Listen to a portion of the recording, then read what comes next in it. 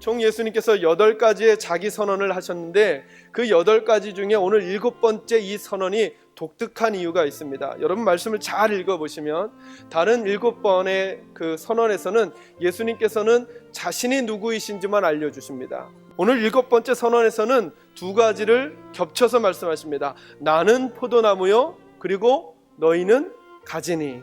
그러니까 예수님이 누구이신지도 말씀해 주시고 우리가 누구인지도 예수님께서 정의를 내려주십니다. 그래서 우리가 본문을 통해서는 우리는 누구이고 예수님은 누구이신지를 바르게 알 수 있습니다.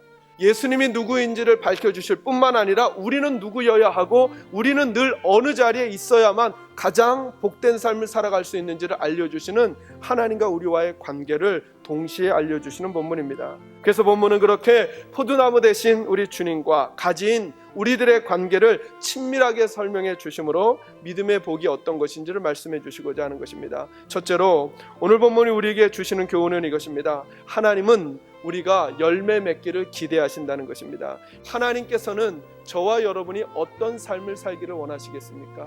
그 하나님께서 우리가 열매 맺는 삶 살아가기를 원하고 계십니다. 여러분의 가정이 복되기를 원하고 강건하기를 원하고 문제 가운데서 해결되기를 원하고 슬픔이 아니라 기쁨 가운데 살아가기를 원하시는 하나님의 마음 여러분이 먼저 꼭 기억하시기를 주님의 이름으로 축원합니다. 저와 여러분이 예수님을 섬기는 사람들로 열매를 맺으며 살아가기를 원하는 선한 기대를 우리에게 갖고 계심을 꼭 기억하시기를 바랍니다. 두 번째로 그러면 하나님이 우리에게 기대하시는 그 열매는 무엇일까? 하나님께서 우리에게 얻고자 하는 게 있어요. 그런데 하나님이 심으신 나무가 뭐냐 하면 예수님이세요. 예수님을 심으시고 우리를 예수님의 가지로 만드셨으니까 우리에게서 얻고 싶으신 열매는 무슨 나무 열매일까요? 예수님 나무 열매인 거죠. 이 말을 바꾸면 예수님을 닮아가는 것입니다. 여러분 이것이 열매라고 하는 것입니다. 하나님이 저와 여러분에게 기대하시는 열매가 있는데 그게 뭐냐면 예수님을 닮아가는 거예요. 왜냐하면 예수님은 포도나무고 우리는 그 포도나무의 가지니까 우리가 열매를 맺게 되면 이 열매는 분명히 누구의 열매가 되냐 하면 예수님의 열매가 맺히는 거예요.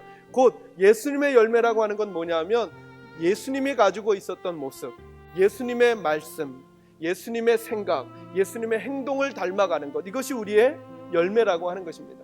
내가 하나님을 닮아갈 것인가 아니면 내 고집, 내 생각, 내 주견을 가지고 계속 살아갈 것인가, 이것이 영적인 싸움입니다. 여러분 영적인 싸움에서 승리하고 싶으십니까? 그렇다면 하나님과 여러분의 마음이 충돌을 일으킬 때 여러분의 마음을 내려놓으시고 하나님의 마음을 선택하는 여러분들이 되시기를 간절히 소망합니다. 믿음이 좋아지고 예수님을 닮아간다는 것, 그의 생각이 달라지는 것입니다. 자꾸 믿음이 좋아지고 달라진다는 것, 성장한다는 것, 그것은 그의 삶의 자세와 행동이 달라지는 것입니다. 우리의 열매, 하나님께서 우리에게 기대하시는 열매는 뭐냐 하면 그것은 우리가 예수님을 닮아가는 성품입니다. 이것을 하나님께서 우리에게 기대하고 계십니다. 세 번째로, 그런데 그 열매를 맺기 위해 오늘 본문에서 예수님께서 아주 독특한 방법을 우리에게 제시해주고 계십니다. 너희는 내가 일러준 말로 이미 깨끗하여졌으니 누구 안에 거하라, 내 안에 거하라. 나를 떠나서는 너희가 아무것도 할 수 없음이라. 아무것도라고 하는 말은 영어로 nothing이라는 단어입니다. 그 말은 영이라는 것입니다. 되어 있다는 것입니다. 아무것도 할 수 없다라고 하는 것입니다. 그러면서 가지가 할 일은 나에게 붙어 있어라, 이렇게 말씀하시는 거죠. 나무가 가지를 통하여 열매를 맺어 놓는 것입니다. 그러니까 가지된 입장에서 자기에게 열매가 달리도록 하려면 해야 할 일이 있는데 그게 뭐예요? 나무에게 붙어 있는 것입니다. 이것이 오늘 주님이 우리에게 주시는 열매 맺는 그리스도인의 삶을 살아가는 방법입니다.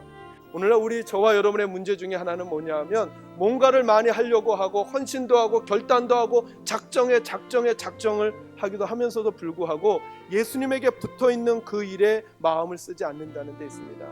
예수님을 떠난 가지는 절대로 풍성할 수가 없습니다. 예수님에게 붙어 있는다는 것은 무엇입니까? 예수님을 자꾸 생각하는 것입니다. 예수님을 저와 여러분이 정말 사랑한다면 예수님의 생각이 자주자주 등장해야 됩니다. 저와 여러분이 다시 우리의 시선을 예수님께 고정하고 예수님 앞에 머물며 그분의 음성 듣는데, 그리고 그분의 은혜 받고 그분의 마음을 품는데 힘쓸 수 있기를 주님의 이름으로 축원합니다. 마지막 네 번째 말씀 마치고 정리하려고 합니다. 우리가 열매를 맺고 있으면 내 옆에 사람이 행복해집니다. 저와 여러분의 믿음이, 나는 믿음이 좋은 사람이다 라고 하는 것은 저와 여러분의 말로는 증명할 수 없습니다. 뭘로 알 수 있냐면 여러분 옆에 있는 사람이 여러분 때문에 행복한가로 알아야 하는 것입니다. 왜요? 여러분이 열매를 맺으면 그 열매를 누가 따먹기 때문입니까? 여러분의 남편이 그 열매를 먹고 행복해지는 것이기 때문에 그렇습니다. 열매는 그 열매를 먹는 사람으로 하여금 힘을 주고 행복하게 합니다. 우리가 그리스도의 성품을 닮아가는 특징은 뭐냐면 우리 옆에 있는 사람이 예수님을 닮은 모습 안에서 행복해지는 것입니다. 저는 여러분에게서 이 삶이 드러나기를 원하고 이 삶을 통하여 하나님께 영광을 돌리시는 귀한 분들이 되시기를 주님의 이름으로 축원합니다.